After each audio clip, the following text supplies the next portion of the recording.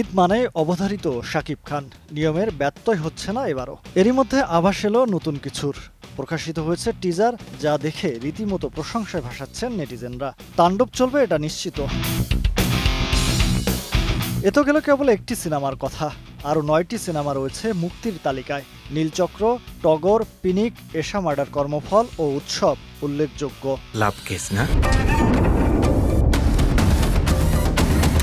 শিরোনাম সিনেমা দিয়ে ঈদে জায়গা করে নেবেন তরুণ নির্মাতা অনিক বিশ্বাস।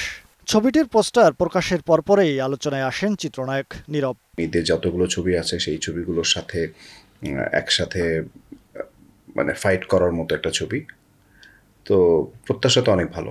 ঈদের সময় বাড়তি অনেক দর্শক আছে, বা রেগুলার দর্শক ছাড়াও বাড়তি অনেক মানুষ এই সময় সিনেমা দেখে। তো সুযোগটা আসলে হাতছাড়া করতে চাই না। পিছিয়ে নেই ছোট পর্দার জনপ্রিয় অভিনেতা মোশাররফ করিম।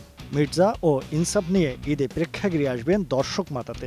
এদিকে ইনসাফের নির্মাতা বলছেন, দর্শকদের ফুল প্যাকেজ বিনোদিত করতেই সিনেমাটি মুক্তি দিচ্ছেন তিনি। ঈদের সিনেমা, এখানে আমরা অবশ্যই মেক শিওর করি যে এন্টারটেইনমেন্ট ফ্যাক্টরটা থাকে, কিন্তু এটা ভীষণ ভালো গল্প আছে।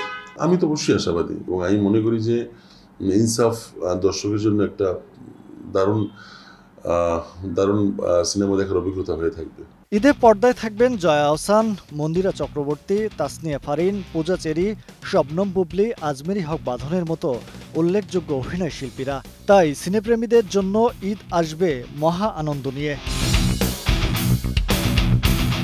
মহিব আল হাসান, সময় সংবাদ, ঢাকা।